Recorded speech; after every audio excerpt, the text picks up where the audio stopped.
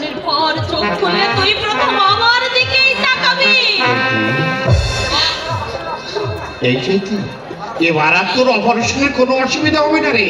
ভবতুল বাবু অনেক টাকা পয়সা লোক। জীবনের চেয়ে যে টাকা পয়সার মূল্য বেশি, তোমরা আমাকে তা বুঝিয়ে না দিলে আমি বুঝতাম না বর্দা।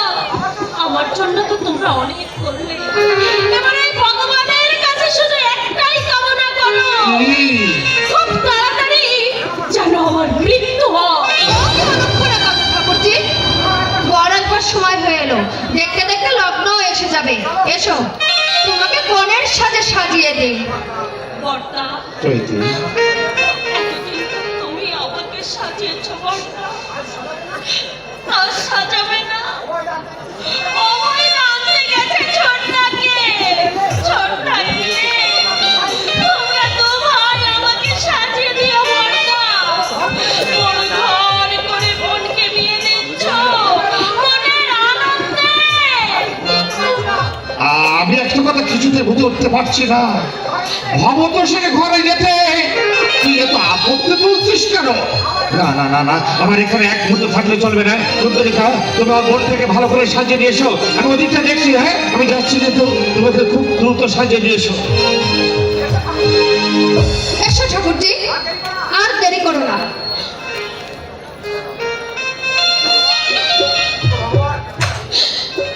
ওগো ভগবান, এই করেই যদি পাঠালে, তবে আমার চোখ দুটো কেন কেড়ে নিলে ঠাকুর?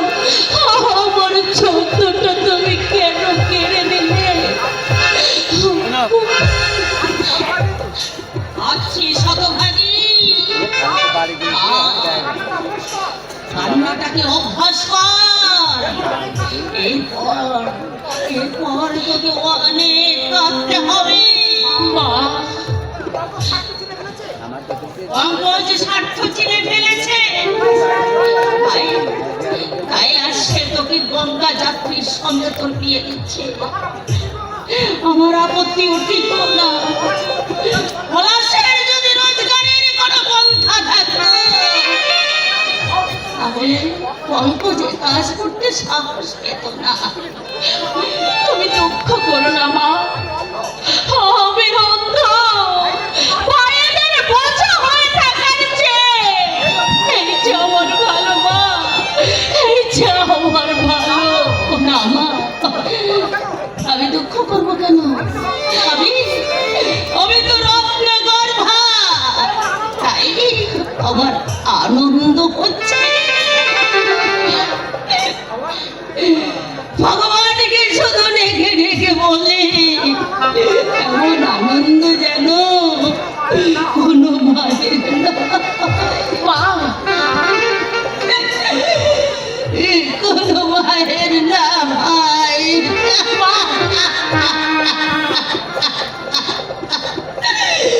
কোনো মায়ের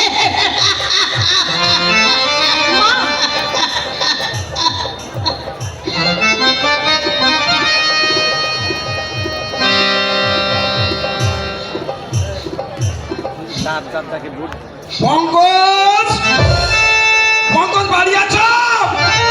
ও পঙ্কজ,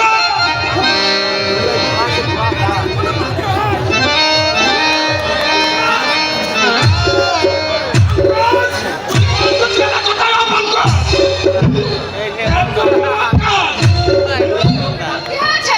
ওকে রাখছো কেন? কি হয়েছে? কি হয়েছে? ওদের বাঁচি দেখেছো?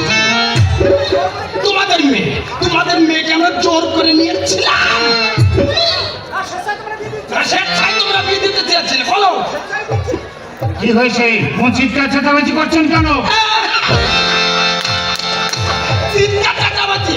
এই যে তোমাদের মেয়েকে আমরা কি জোর করে কিনে নিচ্ছিলাম? হামদারের সঙ্গে মেয়ের বিয়ে দেবে না, সেটা আগে বলোনি কেন? কেন বিয়ের দিন লাঠি দিয়ে ওদের উপর হামলাবাজি করলে? চুপ করো না। কে কে ওদের উপরে হামলাবাজি করেছে?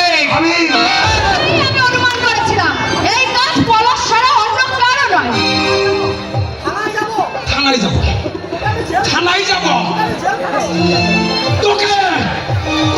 জেল খাটাবো।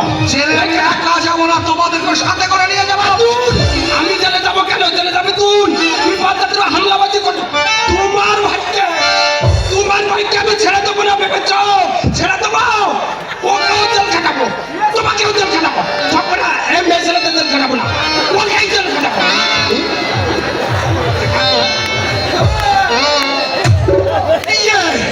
বিয়ে শিখে তোলা রইল, দেখা যাবে কত ধানে কত ধান।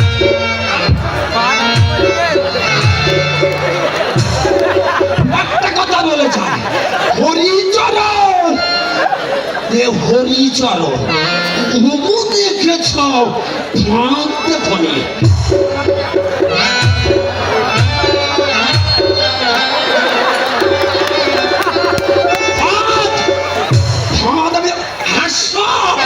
হাসি লাগছে, পথযাত্রী ফিরে যাচ্ছে, হাসি লাগছে, হাসি দেখাচ্ছে।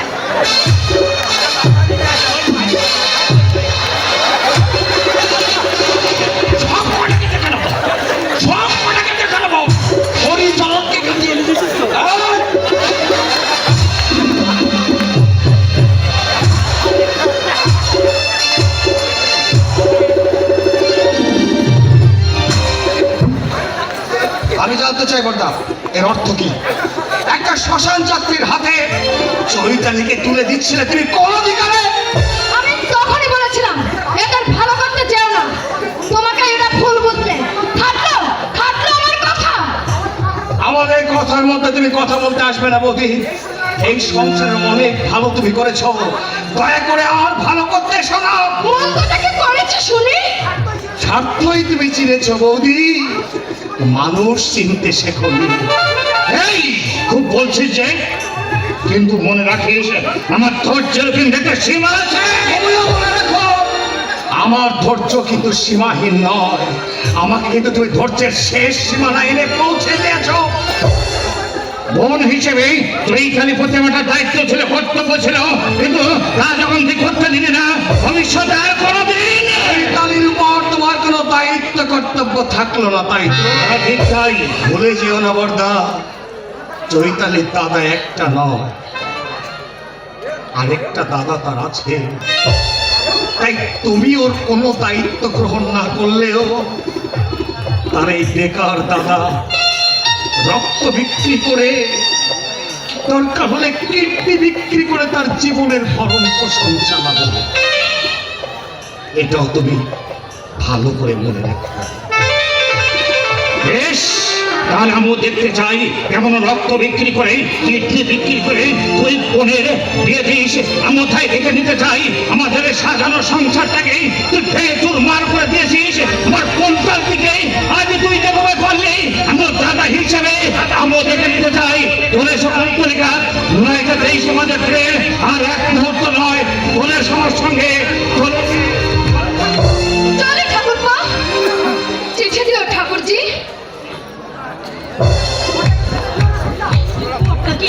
ভর্তাকে যেতে দিও না চন্ডা। ভাবিস নে চৈতালি, আমি তোদের দুবেলা দুমুঠো খেতে নিশ্চয়ই দিতে পারবো না। হরি কাকা বলে গেল তুমি নাকি ওদের মারধর করেছো। ওরা যদি থানা পুলিশ করে, আইনের আশ্রয় নিলে ওরাও বিপদে পড়বে। কিছু না হলেই ভালো।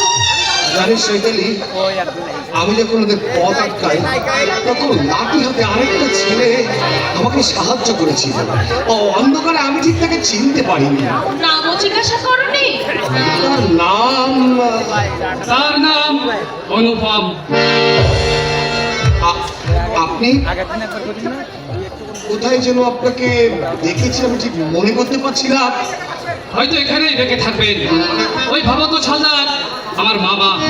কয়েকদিন আগে আমি এখানে এসেছিলাম, তখন হয়তো আপনার সঙ্গে আমার দেখা হয়নি। ওই চৈতালি দেবীর সঙ্গে আমি কথা বলে গেছি। আমায় তুই বলিসনি তো? তুমি তো বাড়িতে ছিলে না। ও আচ্ছা, কিন্তু মামার বিরুদ্ধে আপনি সব অন্যায় আপনার যে সইতে হবে তার কোনো মানে নেই। মানুষ আছে রে চৈতালি, জগতের সবাই স্বার্থপর নয়। আচ্ছা চলি। আবার যা আবার যা আবার যা আজ নয় আরেকদিন এসে খেয়ে যাবো। নমস্কার। নমস্কার। গোদা কই সাইজ বাজার তবে চলো দাদা। চৈতালি, জগতের সব থেকে শক্ত কি জিনিস জানিস? কি ছোটদা? মায়া, মায়ার বাঁধন। শত চেষ্টাওতে বুঝি খোলা যায় না রে চৈতালি। ছোটদা চল।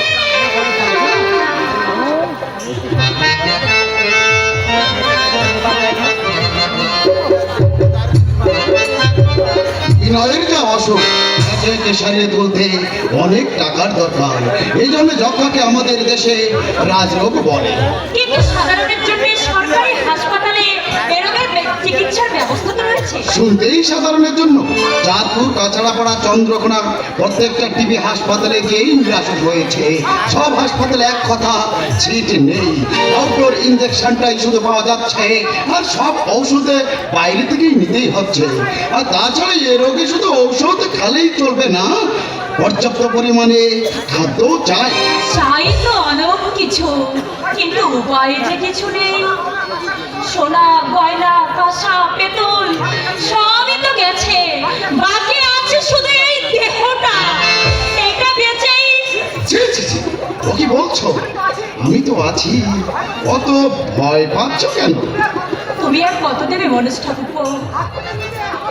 হাত পেতে নিতে আমার তো সংকোচ বোধ হয়। সংকোচ? বিনয়ের বন্ধু আমি, আমার কাছে সংকোচ কিসে? তাই বললে কি হয় মনোজ ঠাকুর? আমি একটা কথা বলবো, বলো। অভিমানটুকু ত্যাগ করে বাবার কাছে চলে যাও। এই দুর্দিনে তাহার মতো সবাই আর কেউ নেই। বিপিন বাবু তোমাকে অত্যন্ত স্নেহ করেন, কতবার তিনি এসেছেন, তুমি যাওনি। বারবার তিনি তোমাকে যেতে বলেছেন, টাকাও পাঠিয়েছেন, কিন্তু তুমি তা ফিরিয়ে দিয়েছ। এই সময়ে তুমি অন্য কথা বলো মনোজ ঠাকুর। কি সাংঘাতিক জেদ তোমার! বিয়ের পরে একটি বারের জন্যও তুমি বাবার বাড়ি গেলে না। আচ্ছা, তুমি নাইট হোটেলে যে নাচের কথা বলেছিলে, দয়া করে আমাকে সেই কাজটা যদি তুমি পাইয়ে দাও। তুমি সত্যি সত্যি নাইট হোটেলে নাচবে? হ্যাঁ, টাকা তো চাই, ওকে বাঁচাবার চেষ্টা তো আমায় করতে হবে। আর কিছু মনে করো না, একটা কথা বলবো, ঈশ্বর না করুন বিনয় যদি আর সুস্থ না হয়, তুমি কি করবে? বর্তমানে যার ঝাপসা, ভবিষ্যৎ নিয়ে ভাববার মতো সময় কোথায় তার? আর নিজের কথাও ভাবতে হবে বই কি, কি বা বয়স তোমার, এই তো জীবনের শুরু। সুখ ভোগের আশা অবশ্যই তুমি করতে চাও, তা কি তুমি অস্বীকার করতে পারো? শোক ভোগ হচ্ছে সোনার হরিণ, মায়া মৃগ, ধরতে গেলেই বিপদ। শক্ত করে ধরতে পারলেই বিপদের ভয় থাকে না। তুমি বড্ড কাছে এসে পড়ছো মনোজ ঠাকুর। অসন্তুষ্ট হলে অসন্তুষ্ট হওয়ার সাহস আমি পাবো কোথায়? খাঁচার পাখির শুধু লাফালাফি সার, কখনো ডানা মেলে সে উঠতে পারে না মনোজ ঠাকুর। অর্থাৎ তুমি বলতে চাইছো? বলতে চাইছি এই যে, হোটেলের কাজটা যেন আমি 2-1 দিনের মধ্যেই পাই। হ্যাঁ, তুমি পাবে।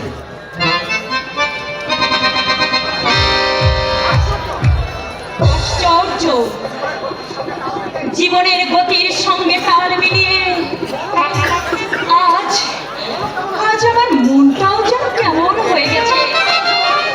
আগে যে মরণকে আমার ভয় হতো, আজ সেই মরণকেই বড্ড কাছে পেতে ইচ্ছে করে। কথা পুরানো তোমাদের? পুরনো কিনা তোমাকে তার জবাবদিহি করতে হবে নাকি? এতক্ষণ ধরে কি এত প্রেমের কথা বলছিলে? আমি কিছু বুঝি না মনে করেছো? বুঝেছো, বেশ করেছো। আমায় কি শুনে দেবে? তেজ দেখানো হচ্ছে, তেজ দেখানো সাহস কে দিয়েছে?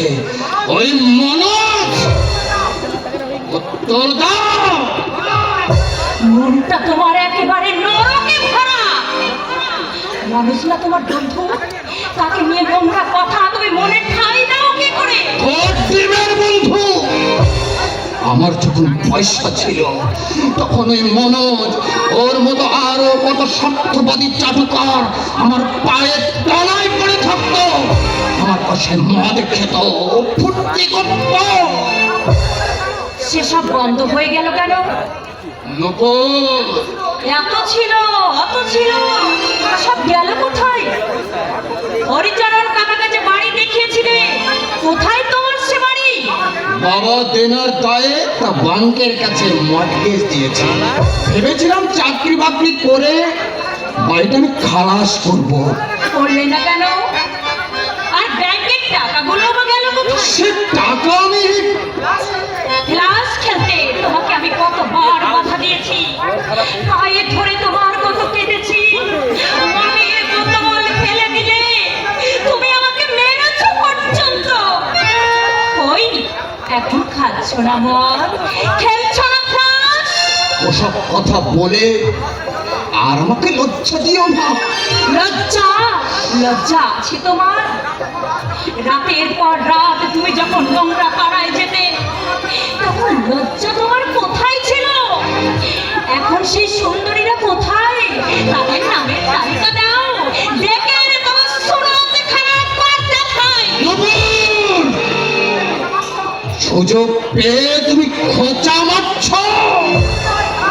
এই, আমি না হয় খারাপ, কিন্তু তুমি তুমি সতী শিরোমণি হয়ে স্বামী থাকতে অন্য পর পুরুষের সঙ্গে ঢলাঢলি করছো কেন? আবার তুমি ওই কথা বলছো? 100 বার বলবো, 1000 বার বলবো, সতীগিরি তুমি আমার সঙ্গে বলিও না। বিয়ের আগে ওই পলাশের সঙ্গে তুমি তো কম কীর্তি করে। তুমি তুমি শকুনের অধম। পুরুষের মহত্ব তুমি বুঝবে না।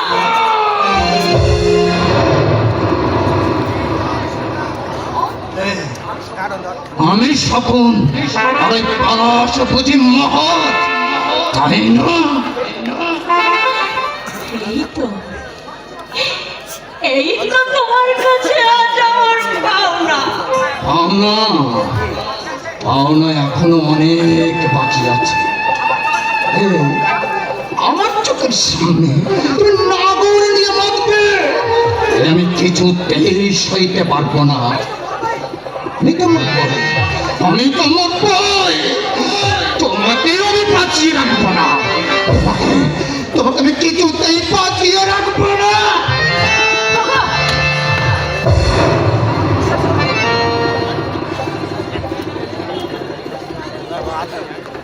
ওগো, ওগো, তুমি আমাকে বিশ্বাস করো।